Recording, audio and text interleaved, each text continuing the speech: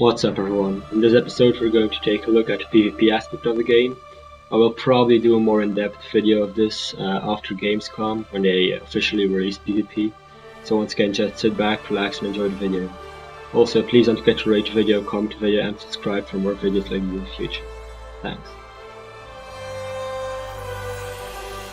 The first is competitive PvP, which is 5-on-5, highly organized PvP. That comes in the rated version, where if you're really great at the game, you can compete against each other and compete for prizes and do tournaments and all sorts of stuff. And then it has hot joinable PvP, where you literally, just like a first-person shooter, you can jump right into a game and start playing against people. You bring up a server browser, you see the games that are going on, you go into the game type you want to play, and you just start playing instantly. So we're doing a lot with our PvP in that aspect. The other thing we're doing with PvP that's going to be a huge piece of endgame is world versus world PvP. This is gigantic, unbalanced PvP. This is 30 people could be fighting 300 at once. This is your server matched up against 2 other servers at the same time. This goes back to our point we made earlier about building a sense of community. We want your server to feel like you guys are all allied together against people who are the faceless enemies on the other servers you're trying to take down. You're going to get to know the people on your server, and you're going to get to respect them and play with them and recognize them as you guys band together and fight the other servers in world versus world. And that world versus world PvP is perpetually going on. And you can actually go there and you can level from level 1 to 80 entirely in world versus world PvP if you want. You don't ever have to play PvE. Hey, love your game. It's gonna be amazing. Can't wait. I love your horns. Thank you. They're really big. You've talked about world versus world PvP, and I was wondering how that's gonna work, like mechanically. Like, is it gonna be like a WoW-esque battleground that everyone goes into, or will it just happen, sort of like the dynamic event system within your realm? How is that gonna work? So world versus world PvP is definitely not like the battlegrounds. World versus world is basically, it's your server matched up against 2 other servers in giant open world PvP. This is hundreds and thousands of people in a map together instead of 40. And the idea here is your server, all of you are banded together to try to take out and defeat these other 2 servers you're up against. Battles last for 2 weeks.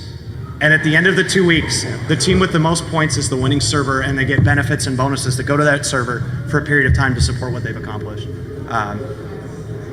Cool. Thank you. Yeah.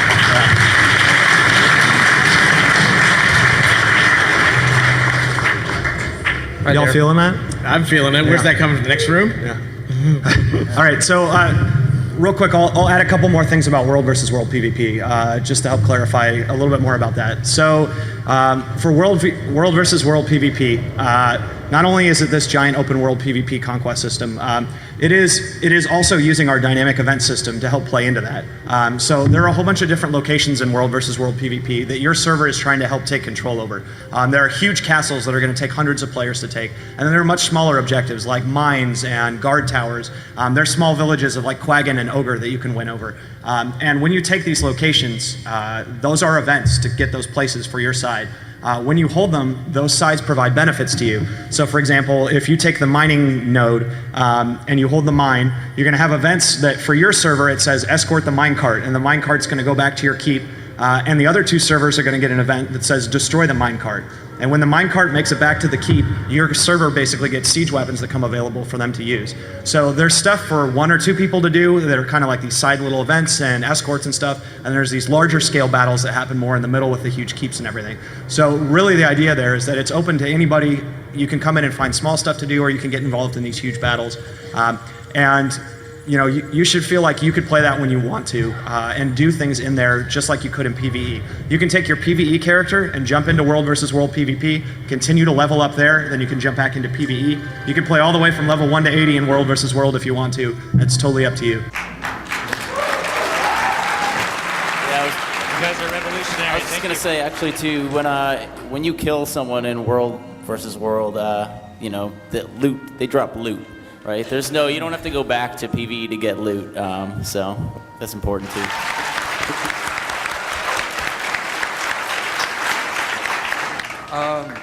In this game, I know you guys have like the weapons. They give you 5 skills already, and I like that idea. But I was just wondering, is there going to be a lot of personalization with the PvP and your skills? Yeah, there's a it's actually kind of daunting. It's actually a lot more customization than Guild Wars 1 had, even though it doesn't seem like it on the surface, because we're trying to make it easier to understand. But it's very, very overwhelming, and I'll be surprised if anyone in this room understands all of it until a few months after we ship the game. There's so much in there that it's kind of hard to get a grasp of all of it. First, just in a few different ways, the skills in Guild Wars were very complex, and so they only piece together in very, very specific ways. You can backbreaker and then you use crushing blow, but there are a lot of people who I'm sure brought crushing blow in the first couple weeks of the game without even being able to knock guys down, and it's really quite useless. So what we did is we made the skills a lot more like building blocks, so that you can actually piece them together in so many different ways that just on your weapon alone, there's so much stuff that you're doing that kind of just is complicated. There's traits that modify those skills. There's weapon bonuses. There's the way that those attributes interact with them.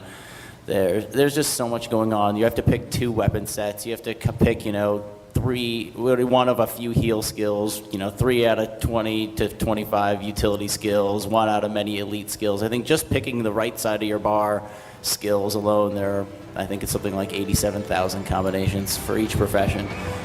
So there's going to be plenty of stuff for you to decide. I wouldn't be too worried.